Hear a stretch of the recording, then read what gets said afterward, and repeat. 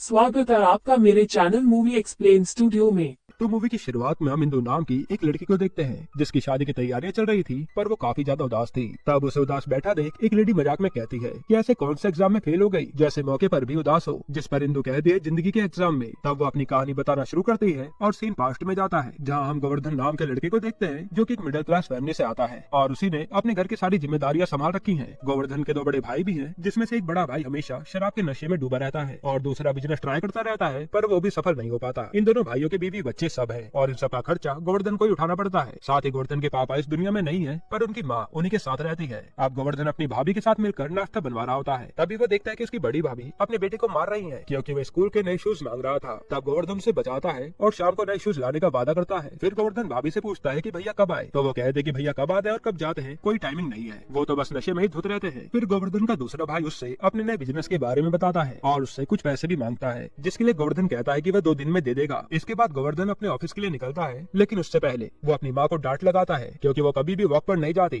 और न ही अपना ख्याल रखती है, जिसे देखकर हम समझ पाते हैं कि गोवर्धन अपने परिवार के हर मेंबर से कितना ज्यादा प्यार करता है। फिर गोवर्धन की माँ उसके काला टीका लगाती है और कहती है कि जल्दी शादी कर लो, जिस पर वो कहता है कि मुझे डर लगता है कि कहीं कोई बेकार सी लड़की मेरे जीवन में आ गई और उसने पूरा घर ही उजाड़ दिया, तो मेरे इस पूरे परिवार का क्या होगा, इसलिए मैं शादी करने नहीं वाला। फिर गोवर्धन अपने ऑफिस के लिए निकलता है और रास्ते में 23 रुपए का पेट्रोल भरवाता है क्योंकि वो छोटी छोटी सेविंग्स करके ही पूरे परिवार को संभाल रहा था। इसके बाद वो ऑफिस पहुंचता है, जहाँ हमें पता चलता है कि गोवर्धन सिविल इंजीनियर है और वो कंस्ट्रक्शन कंपनी में काम करता है, जहाँ वो आज अपना नया डिजाइन सबके सामने पेश करता है और उसके बॉस गोवर्धन की खूब तारीफ भी करते हैं। फिर गोवर्धन जब अपना काम कर रहा होता है, तब उसके पास एक लड़की आती है और इनकी बातों से हम समझ पाते हैं कि ये लड़की गोवर्धन को कई बार प्रपोज कर चुकी है, लेकिन गोवर्धन उसे बार बार मना करता है क्योंकि उसे पता है कि ये लड़की उसका घर तोड़ सकती है। फिर रात को गोवर्धन जब ठेके से अपने भाई को लेने जाता है, तो वो उसके साथ जाने से ही मना कर देता है, यानी कि इन दोनों भाइयों की बनती नहीं है। अब ऐसा क्यों, वो हमें आगे पता चलेगा। अब हम देखते कि एक गुंडा गोवर्धन के अंकल को धमका रहा होता है क्योंकि वो उनकी जमीन लेना चाहता था, पर उन्होंने गोवर्धन को सेटलमेंट के लिए बुलाया था। वहाँ गोवर्धन आकर पहले तो आराम से बात करता है, पर गुंडे के धमकाते ही गोवर्धन उसके पूरे एरिया को तोड़ने लग जाता है और जो भी बीच में आता है वो मारा जाता है। इसे देखकर वो गुंडा वहाँ से चुपचाप चला जाता है और वो जमीन बचाने के लिए गोवर्धन को 50,000 रूपए मिलते हैं। फिर रात को अब जब गोवर्धन छोटी सी बोतल में शराब भरकर छत पर जा रहा था ताकि वो आराम से पी पाए, तब उसकी माँ कहती है कि ऊपर वाला कमरा तो हमने रेंट पर दे दिया, असल में उस कमरे में गोवर्धन ही चिल करने जाया करता था। तो वो अपनी माँ पर गुस्सा करता है कि ऐसा क्यों करा। फिर वो कहता है कि मैं अब इस किराएदार को घर से निकाल दूंगा। अब वो जैसे उस रूम में किराएदार को निकालने जाता है, तो देखता है कि ये तो बहुत ही सुंदर लड़की है, जिसे वो देखता ही रह जाता है। वो लड़की अपना नाम इंदु बताती है और यहाँ गोवर्धन से काफी सारी बातें करती है कि मैंने सुना है आपके बारे में कि आप अपने पूरे परिवार को संभालते हैं। अब अपनी तारीफ सुनकर गोवर्धन उस कमरे में पड़ा सामान लेकर चुपचाप चला आता है। इसके बाद गोवर्धन सीधा अपने एक दोस्त के पास जाता है, जो उसे बताता है कि उस किराएदार को मैं ही वहाँ लेकर आया था क्योंकि वो इस कॉलोनी में रूम चाहती थी। फिर सीन फ्लैशबैक में जाता है, जहाँ वो रूम मांग रही थी, तो उसका दोस्त इंदु से कहता है कि गोवर्धन का रूम खाली है, पर तुम्हें बड़ी फैमिली से प्रॉब्लम होगी, जिस पर इंदु ने उसे कहा कि कोई भी सिंगल रूम चलेगा, उसे कोई दिक्कत नहीं है। फिर वो दोस्त गोवर्धन से कहता है कि मुझे तो लगता है कि वो लड़की तुझ पर नजर रख रही है क्योंकि सोसाइटी में और भी तो घर खाली थे, पर वो तो सिर्फ तेरे घर रहने के लिए ही मान गई। जिस पर गोवर्धन कहता है कि मुझे छेड़ो मत। अब जब गोवर्धन घर आता है तो घर के सारे बच्चे बिरयानी खाने के लिए रो रहे थे, जिस पर उसकी माँ बताती है कि उस किराएदार ने ऑर्डर करके बिरयानी मंगाई और अब इन्हें भी वही खानी है। गोवर्धन कहता है कि पिछले हफ्ते ही तो खिलाई थी, अब अगले हफ्ते खिलाऊंगा। तभी वहाँ पर आइसक्रीम वाला भी आ जाता है जो इंदु नहीं मंगाई थी और उसे देखकर बच्चे फिर रोने लगते हैं। अब अगले दिन फिर से इंदु कुछ और डिश ऑर्डर करती है और बच्चे उसे देखकर भी रोने लगते हैं कि हम यही खाएंगे, जिस पर वो इंदु को जाकर कहता है कि जो भी खाना है घर से बाहर खाओ, यहाँ बच्चों के सामने ना मंगाया करो। जिस पर इंदु कहते कि ठीक है, मैं अगली बार से बच्चों के लिए भी मंगा लूंगी ना। ये सुनते गोवर्धन भड़क जाता है कि नहीं, बच्चों को मैं ही खुद खिला दूंगा। तब इंदु कहते कि क्या तुम्हारे आयरन होगी, मुझे ड्रेस प्रेस करनी है, जिस पर गोवर्धन उसे आयरन ला कर देता है और इंदु को आयरन करनी नहीं आती थी, इसलिए गोवर्धन उसको टॉप आयरन भी करता है। ये देखकर इंदु काफी इम्प्रेस होती है कि इसे तो सब आता है। अब जब गोवर्धन अपनी जॉब पर होता है, तब उसके दोस्त का फोन आता है कि तेरा भाई आज फिर से ठेके पर पड़ा है और वो बिना दारू पिए नहीं जाएगा। तब गोवर्धन शराब वाले से कहता है कि उसे जो चाहिए वो दे दो, जिस पर वो शराब वाला ही गोवर्धन के भाई की बेइज्जती कर देता है और गोवर्धन उसे उल्टा गालियां सुना देता है कि वो मेरा भाई है, उसे कुछ कहा तो जुबान खींच लूंगा। फिर शाम को गोवर्धन अपने बॉस के साथ एक नए क्लाइंट से मिलने मॉल जाता है, जहाँ वो देखता है कि इसकी पूरी फैमिली इंदु के साथ पार्टी करने आ रखी है। तब गोवर्धन अपनी माँ को कॉल लगाता है, तो वो उसका फोन ही काटती रहती है। इसके बाद रात को गोवर्धन जल्दी घर पहुंचकर उन सबका इंतजार करने लगता है और जैसे सब आते हैं उसे देखकर सब चुपचाप घर में चले जाते हैं। तब इंदु कहते कि वो मैं अकेली थी ना, इसलिए मैं सबको अपने साथ डिनर पर ले गई और उन्हें बाहर जाकर काफी अच्छा भी लगा, इसलिए कभी कभी तभी उन्हें तुम बाहर लेकर जाया करो ना। जिसके बाद वो घर पे जाकर सबकी क्लास लगा देता है कि तुम सब गए तो गए लेकिन तमीज से तो रहते। वो बाहर की आई लड़की मुझे कह रही थी कि मुझे तुम्हें बाहर ले जाना चाहिए। साथ ही वो कहता है कि अब उस लड़की से ज्यादा दोस्ती ना बढ़ाओ, मुझे कोई और बाहर से आया इंसान परिवार में शामिल होता नहीं दिखना चाहिए। इसलिए वो सबसे प्रॉमिस करवाता है कि हम उस लड़की से ज्यादा बात नहीं करेंगे। फिर जैसे वो मुड़ता है तो देखता है ये सब इंदु वहाँ खड़ी सुन रही थी, जो गोवर्धन को देखते ही गुस्से में वहाँ से चली जाती है। अब गोवर्धन सोचने लगता है कि शायद उसने कुछ ज्यादा ही कह दिया, इसलिए वो अगली सुबह ही इंदु को मनाने जाता है, पर इंदु उसे जरा भी भाव नहीं देती। फिर गोवर्धन उसे बार बार मनाता है पर वो नहीं मानती। इसके बाद एक दिन उसे अकेला देखकर वो कहता है कि गलती तो तुम्हारी है, मेरी बातें तुम्हें नहीं सुननी चाहिए थी। और फिर वो अपनी बात के लिए सॉरी बोलता है और इंदु मान जाती है। फिर इंदु उसे अपने कॉलेज छोड़ने के लिए कहती है कि मैं लेट हो रही हूँ, जिस पर गोवर्धन कहता है कि ये तो नहीं हो पाएगा क्योंकि कॉलेज 40 किलोमीटर दूर है, इसलिए तेल ज्यादा लगेगा। तब इंदु कहते कि तेल मैं डलवा दूंगी। फिर जाकर पहले ये पेट्रोल डलवाते हैं और गोवर्धन इंदु को कॉलेज छोड़ता है। अब ऐसे ही करके ये रोज मिलने जुलने लगते हैं और इनकी करीबियां बढ़ जाती है। गोवर्धन इंदु को अपने ऑफिस में लेकर आता है, जहाँ वो लड़की इंदु को देखकर जलने लगती है जिसने गोवर्धन को प्रपोज किया था। अब ऐसे कुछ टाइम बीतता है और इंदु अब इनके परिवार का हिस्सा बन जाती है। फिर एक दिन इनके घर में एक आदमी घुस आता है और वो इन्हें बताता है कि तुम्हारे बड़े बेटे ने 8 लाख रुपए मुझसे उधार लिए हैं। इसलिए वो गोवर्धन की भाभी से कहता है कि या तो पैसे लौटाओ या तो तुम मेरे कमरे में आओ। यह कहकर वो चला जाता है। अगले सीन में अब गोवर्धन अपनी पूरी फैमिली को लेकर ही उस गुंडे के अड्डे पर पहुंच जाता है, जहाँ वो उस गुंडे के आदमी को बड़ी बुरी तरह से मारता है। और फिर वो उस आदमी को कहता है कि आज के बाद मेरे घर भी नजर मत आना वरना तुझे छोड़ूंगा नहीं। और वो आदमी चुपचाप इसके लिए मान जाता है। अब रात को गोवर्धन का बड़ा भाई जब घर आता है तो गोवर्धन उससे कहता है कि आखिर तेरी प्रॉब्लम क्या है, जो बात करनी है आज ही क्लियर कर ले,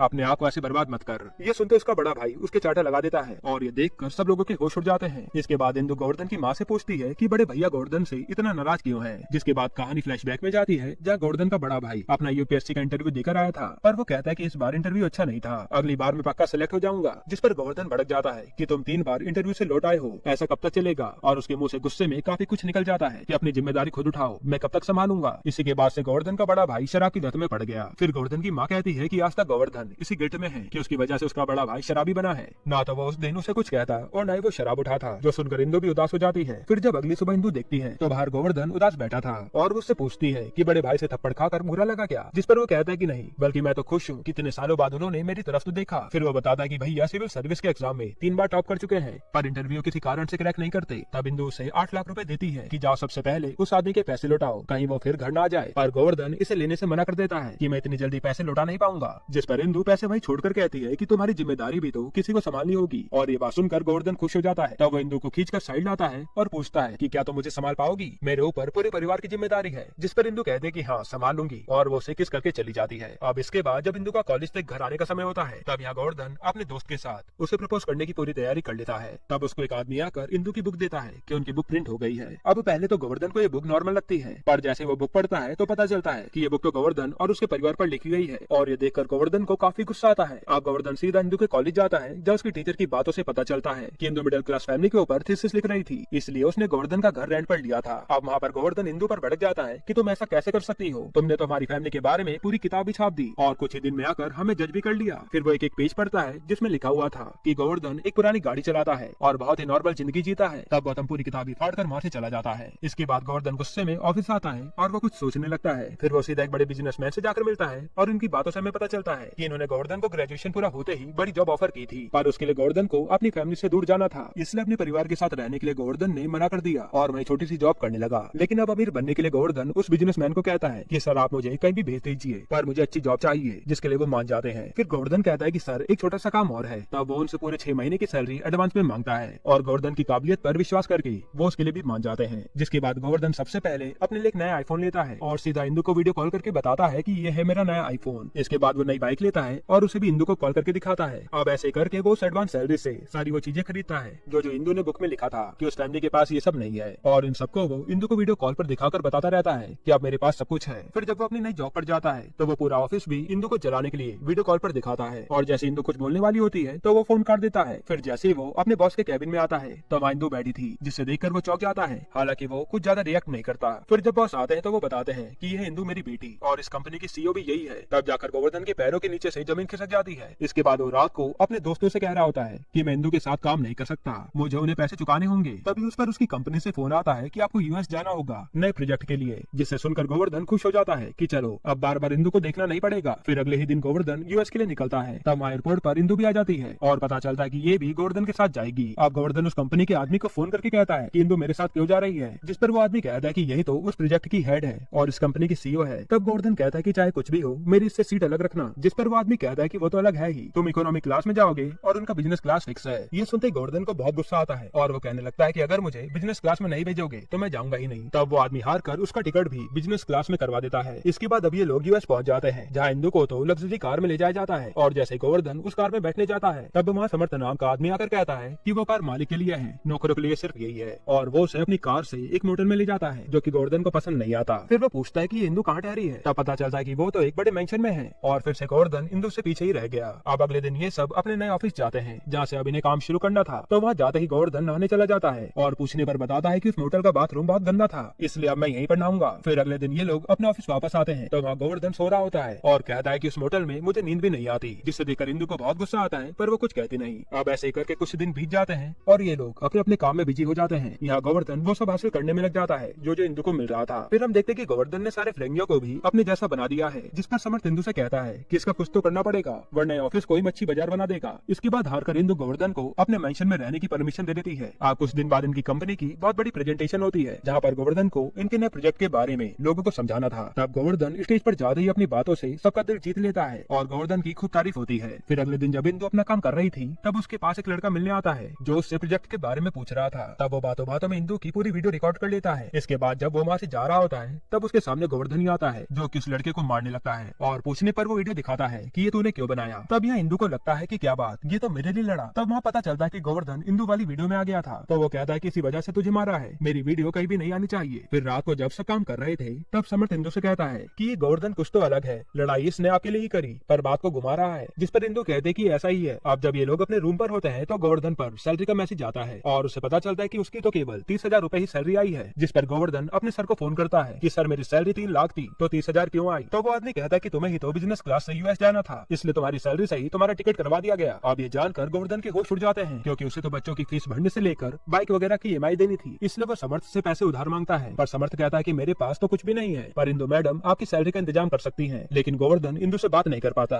इसके बाद वो समर्थ से पूछता है कि ऐसा कोई पार्ट टाइम काम नहीं है क्या जिससे मेरी इनकम हो पाए। तो समर्थ उसी रात उसे प्रोस्टिट्यूट बनाकर लड़कियों के सामने ले जाता है और उसके नाम पर पैसे भी ले लेता है, जिसके बाद वो सारी लड़कियां ही उसे घेर लेती हैं। तब वहाँ पर गोवर्धन की हालत खराब हो जाती है और वो भागकर वहीं घूम रही इंदु के पास जाता है और लड़कियों से कहता है कि मैं इसका बॉयफ्रेंड हूँ, इसलिए मैं आपके साथ कुछ भी नहीं कर सकता। तब उसे बचाने के लिए इंदु भी कहती है कि हाँ ये मेरा बॉयफ्रेंड है। हालांकि वो गोवर्धन को सुना देती है कि मेरी कंपनी का नाम ऐसे बर्बाद मत करो। अब अगले दिन गोवर्धन पर उसके भाई का फोन आता है कि तूने 3 लाख रुपए भिजवाए हैं क्या, जिस पर गोवर्धन समझ जाता है कि ये इंदु ने ही किया होगा। फिर समर्थ भी कहता है इंदु मैम ने कहा है कि तुम्हें पैसों की दिक्कत नहीं होनी चाहिए वरना तुम मन लगाकर काम नहीं कर पाओगे। अब ये सब सुनने के बाद गोवर्धन सीधा इंदु के पास आ जाता है और उसे थैंक यू कहता है, जिससे इंदु भी खुश हो जाती है कि चलो इसने बात तो करी। फिर ये दोनों नॉर्मल रहकर अपने अपने काम में बिजी हो जाते हैं और धीरे धीरे इन दोनों की दोस्ती दोबारा बढ़ जाती है। हालांकि हम देख पाते हैं कि इंदु गोवर्धन को आज भी चाहती है, साथ ही गोवर्धन अपनी फैमिली से भी इंदु की बात करवाता है और सब कुछ अच्छा चलने लगता है। फिर कुछ दिनों बाद पूरा प्रोजेक्ट खत्म होता है। तब इंदु के पापा उसके लॉन्च के लिए आते हैं और लॉन्च पार्टी में उस प्रोजेक्ट का सारा क्रेडिट इंदु को दे देते हैं, जिसमें सबसे ज्यादा मेहनत गोवर्धन की लगी थी, पर वो कुछ कहता नहीं है। अब प्रेजेंट में एक लेडी पूछती है कि फिर तो आपके बीच सब सही हो गया ना, तो प्रॉब्लम कहाँ आई, जिस पर इंदु बताती है कि वेडिंग फंक्शन में, और सीन फ्लैशबैक में जाता है जहाँ कली की शादी में इंदु और गोवर्धन दोनों गए हुए थे। तब वहाँ एक लेडी मिली जो गोवर्धन से कहने लगी कि तुम उस लड़के से प्यार करते हो क्या, जिस पर गोवर्धन ने कहा करता था